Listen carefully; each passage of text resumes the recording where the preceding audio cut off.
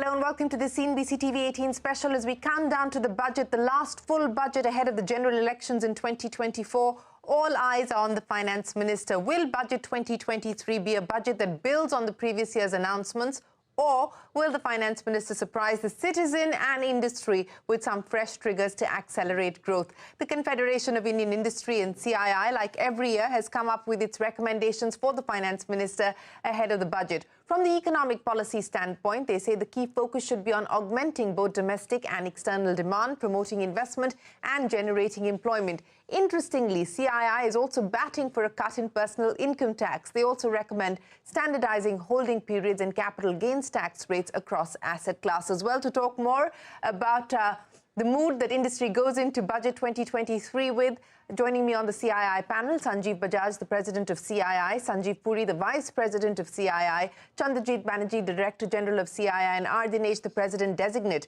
of CII. Gentlemen, always a pleasure. Many thanks for joining us here on CNBC TV18. Sanjeev Bajaj, let me start by asking you, we're literally counting down now to the budget. What's the mood across industry? Do you expect this budget to consolidate on the promises made over the last few years? Or are you expecting the finance minister to pull out a rabbit from her hat? What I would say, Shireen, is that the mood is cautiously optimistic.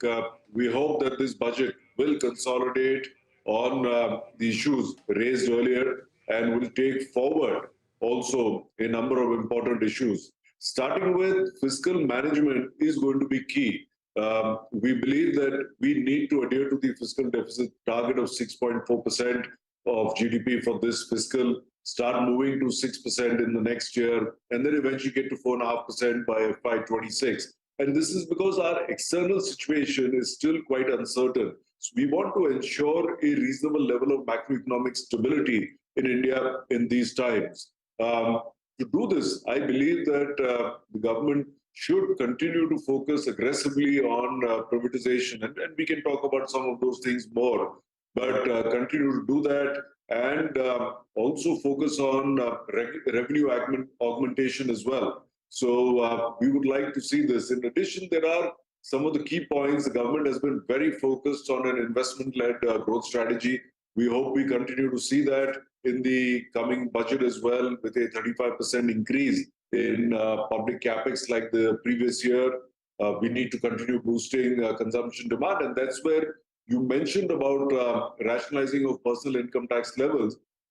We see that it is people at the lower income level who got hit through the pandemic and higher inflation the most. And that's why what we're recommending is a rationalization at this lower income level. I think that's important to note. And lastly, we need to look at all this. We need to look at agriculture so that overall, whether in urban or rural India, we're generating more jobs. Yes, I think the point that you make as far as fiscal consolidation is well taken. And because the government has the buffer on account of strong tax collections this time around, the expectation is that at least for the year, they will be able to meet the fiscal deficit target, if not improve it slightly. But the question is that glide path to 4.5%. But Sanjiv Puri, let me address the issue of consumption with you. As Sanjeev Bajaj pointed out, we have seen on account of high inflation as well as the COVID-19 pandemic, the impact being borne by the bottom end of the pyramid. Now, in terms of consumption demand, what do you believe the government can do? What are you hoping that the government does in the budget? Okay, let me start off by saying that, as you know, there have been concerns on consumption at the rural end. Right? So I think we are seeing signs of pickup. And if you dissect the rural economy, it's really 1/3 rural wages, 1/3 farm incomes, and 1/3 off-farm incomes. So we are certainly seeing rural wages are up. We also believe realizations will be better as far as the farm incomes are concerned. So net, I think it's a positive. So I do believe that rural will pick up. Having said that, I think we are still not out of the woods. Overall consumption needs to be boosted. And the fundamental pillar to that, I think, is really either through having more money in the hands of the consumers, which Sanjeev just alluded to in terms of the income tax at the bottom end, or the other is about creating jobs. And I think the PLI schemes have worked well. There's an opportunity to expand it, and there is some mention of it already through some large employment generation sectors, whether there is apparel or toys or footwear, amongst others. The second is, of course, to build on farm incomes, to exploit the full potential of agriculture. I think the trajectory that has been started in earlier budgets, with focus on inducing technology, with focus on aggregation through FPOs, the agri-infrastructure funds, I think those are the right steps, and we should build on it and maybe work out mechanisms through cluster-based to accelerate the progress, intensify investments in research and development. And the third sector, I think it's also an opportunity, given that India holds the presidency of G20, is also about the opportunity in the tourism sector. And that's been part of the strategy also of the government to showcase what India has to offer. Now, that's an area where India has tremendous opportunity, and we can actually work together, showcase it, and create the enabling interventions so that tourism also multiplies over time. Tourism itself is, can create as much as 50 million jobs in the next few years. Well, yes, that is, of course, that has been a long-standing demand that India put its focus on the tourism sector. In fact, I was having a conversation with the Civil Aviation Minister, Jyotiraditya Scindia, on Wednesday, the National Tourism Day, and the plan is to try and put together an integrated approach, combining civil aviation with hospital tourism and hospitality, and, of course, try and capitalize on the G20 opportunity. Infrastructure status is the big demand for the sector as far as industry is concerned. Chandrajit Banerjee, what's the expectation? How different is this budget likely to be, given the fact that this is going to be the last full budget ahead of the general elections? So, like what has been just said, Shireen, I would think that we really need to focus on consumption demand. And I think that's something that we would certainly expect to see. There has to be a focus on growth, obviously, pursuing an investment-led growth strategy is what we have been talking about. And the budget should actually keep that, increase allocation to capital expenditure by 35%, like what it did last year, taking the total capex, so to say, to 10 lakh crores. And as was said, we must also actually see much of it is focused on the rural, which will create that employment in the rural areas, boost rural demand, which has been sort of a concern while there is some pickup. The third thing I would think, which one would look out for in the budget, you know about the PLI. We've seen some good results of it. There has been some issues. We would look at that PLI getting extended, and also to look at something like an employment-linked incentive scheme. But tourism was one sector, but there are other sectors like logistics, retail, many others, newer sectors which was brought in the last budget, the AVGC, say for instance, animation could be, I would expect that in the budget, and the government could consider something like a urban employment guarantee scheme. That could be something important. And last, I think I want to mention one point. There has been recognition, and there has been a strong recognition towards business. And I think for this budget, it could consider something like a cross-ministry compliance commission to rationalize, digitize, as well as and decriminalize, that's India's regulations. 65,000 plus compliance requirements. Can we have something towards that? These are some of my expectations, which is quite similar, but in some cases I thought I'll bring in some of the other points that I had in mind. CB, the Urban Employment Guarantee Scheme has been a recommendation that CII has put on the table for the last several years. The government has veered away from acting on that. Even the employment-linked schemes that you talk of to generate employment, the tax incentives, that again I know has been a demand that CII has put on the table. But again, that hasn't found favor with the government so far. Let's see if this is going to be the year that things change. But Mr. Dinesh, let me come to you now and address the larger issue. One, of course, as Sanjeev Bajaj was pointing out, to ensure that macroeconomic stability continues. The government has done well on that, and all indications suggest that they would like to continue on the path of fiscal consolidation.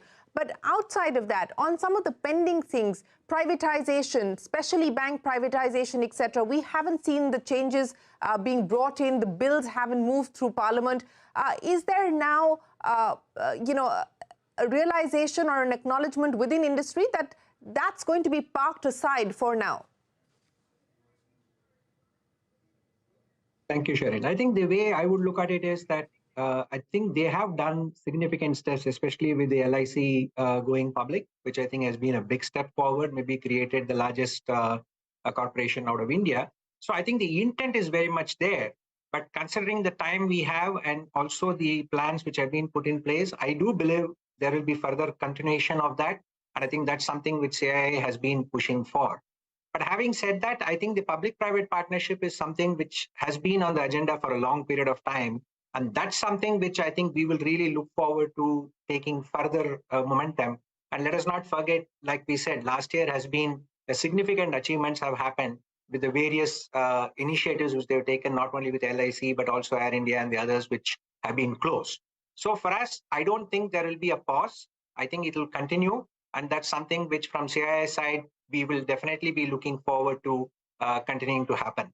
But having said that, on the public-private partnership side, especially with regard to the Gati Shakti initiatives which have been put in place, I believe there will be a huge opportunity for both the private sector and the government to work together to further the capex being spent and also the utilization of the capex, which will again lead to further employment generation.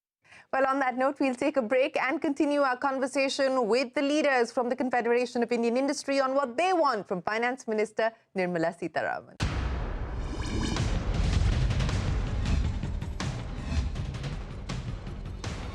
Welcome back. We're counting down to the Union Budget 2023. What does India Inc. want from the Finance Minister? Here's the top leadership of CII with their wish list. Sanjeev Bajaj, let me come back to you with one of the key expectations or perhaps even a fear within the market that could the government make changes as far as the capital gains tax regime is concerned. What's the expectation? There has been the call for parity across different asset classes. We don't know whether this is going to be the budget that the government decides to do something about that or not. In his last conversation, the former Revenue Secretary did suggest that there wasn't enough by way of consultation that had happened on the issue. So there's a question mark there. What's the industry expectation? See, very clearly, Shireen, by rationalizing the capital gains tax structure further, we're just moving ahead on ease of doing business. And this is very important as we are expecting new investment to come in across multiple asset classes. So today, if you see, there is no consistency in tax rates for holding periods for different types of instruments which fall within the same asset class. Even the indexation benefits differ in different situations. And we also know that tax rates differ for residents and non-residents. Now, keeping in mind the significant amount of capital we need to attract in India, both domestic and foreign, for the next many years to upgrade our own nation towards a developed country, we have to ensure that we simplify all these different rates and structures so that we are able to attract this investment across asset classes. That is the main focus from CII. Yes, that is the main focus and one of the recommendations. Let's see whether this is going to be the budget that takes that forward or not. But Sanjiv Puri, coming back to you, and there was a lot of conversation that we've had so far on what the government can do to try and ensure that the rural economy sees a pickup. And you are hopeful that there will be a turnaround and you're seeing visible signs, green shoots at this point in time. But on balance, where is it that you're still seeing pain within the rural pockets as well? The expectation, again, is that as far as the NREGS allocation is concerned, like we saw in the previous budget, there will be an increase there. But what more would you like to see happen on that front? And specifically, where exactly is the pain that you are seeing as far as the rural economy is concerned? So if I was to just step back, Shireen, the cause of a tepid consumption in rural has been really inflation-induced. And farm realizations have been better, but the input costs have also gone up. And whatever the consumer was buying, it was more expensive. So that's been really the issue. I think inflation is cooled off. I think the farm incomes are going to be a positive. And as I said, also the commodities for the inputs as far as farm is concerned are also cooled off. So net is getting better. Now, what else can be done? I think certainly the points have already been made. It's more about how jobs can be created. So how do we leverage tourism for rural economy? We focus the infrastructure investments in the rural economy. I think how do we progress on the strengthening the competitiveness of the agri value chains? I think these are important, and this will certainly strengthen rural economy. And I'll just add to that, rural economy is certainly agriculture is a big component. So it is also something that is very vulnerable to climate change. So we certainly need to press the accelerator on building resilience in the agri value chains. A lot more focus on adaptation is required. A lot more investments in research for developing more resilient varieties are required, whilst through the induction of technology and through digital mechanisms, we educate the farmers on the best practices to build resilience. I think these are essentially the things that are required to be done. I'll also add to that. The steps that have been taken in the past of taking whether it's a water connection or sanitation or whether it's the electricity connection to the last mile, I think all these are actually empowering the rural community. So those steps also need to continue. That needs to continue so that people are experiencing much more empowered than they are today with all these facilities, and therefore productivity improves. Infrastructure should focus on the last mile connectivity to the rural areas. I think all these will provide impetus to the rural economy. Mr. Dinesh, let me address the issue of the defense budget, because globally what we are seeing at this point in time, given the sort of geopolitical situation, is that defense budgets have seen a significant hike. What's the expectation? Last year, there was a 12% increase as far as the defense budget was concerned, but under 50%, and I'm looking at the numbers, under 50% of defense capex has been utilized so far this fiscal. What's the expectation on defense? And outside of that, some of the areas of focus, for instance, climate, renewable energy, do you expect those to be front and center in this budget? Yes. I think from a defense perspective, I think the government has been very clearly focused on making sure that the India focus, or I would say for sourcing from India, is made. I think that's something which is genuinely a strong focus, which we are very much supportive of. We believe that will make a big difference for us. And I don't expect that defense spending is going to come down. And this presents a huge opportunity, not just from an Indian industry perspective, but also to make sure that we are self-reliant from not just weaponry, but also the various support activities which the defense is looking at. I think there will be a focus on the tooth-to-tail ratio, meaning making sure that the maximum spend is for the benefit of the immediate requirements of the defense forces, rather than the backside of the activities which normally take place. But having said that, I think the opportunity from Indian industry, and I would call it the focus on self-reliance, is something which we will continue to look forward to from a defense perspective. On the overall, sorry, I missed the second part of your question, Shirin, if you don't mind repeating that.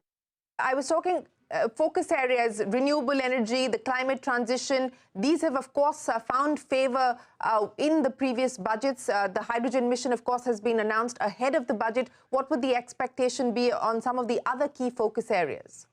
Thanks. I think, yes, that's perfect. Actually, I would say India has really done even better than what the rest of the world was expecting us to do. I think the clear message has been sent that we are going to be focusing on the targets which we have set, and that we may even exceed the speed at which we are going ahead. I think from a renewable energy perspective, I think the focus and the various plans which have been drawn, not just for, again, making sure the components are being manufactured locally and also the assembly take place here, has been a significant benefit, both from creating infrastructure and also the investment side. On the climate side, I think already Sanjiv Puri mentioned that. I think there are various actions underway, and I'm seeing or expecting that there will be further focus and investments being made from the government side to speed up that. I would say from a private sector, we are very much comfortable working with the government on this, because we see huge opportunity, not just to be investing in India, but also creating the right infrastructure to make it for the future as well.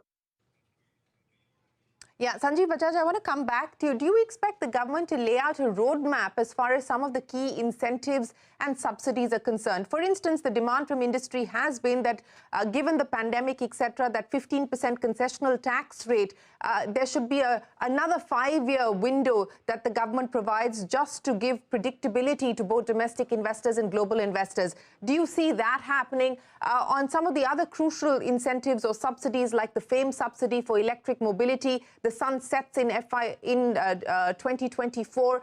Do you believe that this budget may articulate a roadmap for some of these key incentives and subsidies? I hope we see that, Shireen, because it's equally important that we start getting away from subsidies, especially the non-merit subsidies. And that's why subsidies that you have mentioned, whether it's for FAME, whether it's for investment in a cleaner environment to attract new investment in CapEx, for which the extension of that 15% tax is something that has been requested. These are all towards productive uses, and they will help us with growth, they will help us with jobs, they will help us with revenue. And we have to be real about the fact that the pandemic has resulted in private sector CapEx not coming in the way it should have. But I'm hoping that we are towards the end of this pandemic. It certainly looks like, but I don't want to jump too early on that. Externally, we are hoping that by the second half of this calendar year, the growth from China starts impacting positively world growth. And it's only the Europe situation that needs to come back into positive movement for growth. But overall, we believe that the world economy and India in the coming quarters can start moving towards new investments for higher growth and demand. And to support that, these merit-based subsidies, where they help spur new investment, should make a big difference. Well, Sanjiv Puri, all of you have talked about the need for the government to continue to do the heavy lifting as far as CapEx is concerned. A 36% higher allocation is what we saw as far as CapEx goes last year, and the expectation is that the government will replicate that. But what about the private sector? Do you have any indication that we are going to now start to see the private sector engines firing when it comes to investment? So I think the mood is certainly very positive. I think there is a great conviction that the worst is behind us. And the recent survey that happened amongst the members of CII also shows positive sentiment. And as we know, capacity utilizations have picked up. I think we must also keep in mind that the capacity that industry had put up prior, although that time also CapEx was a little weak, but had put up, they were meant for the periods during which COVID happened. So it's only now that capacity utilizations are coming up and they are beyond 70%. We are already seeing green shoots of investments in chemicals, in metals, heavy machinery, and I also can tell you in the sectors that we are in food and beverages, we are seeing investments. And so it is starting to pick up. Capacity utilizations are up. The challenge that we face at this point of time is more a global headwind.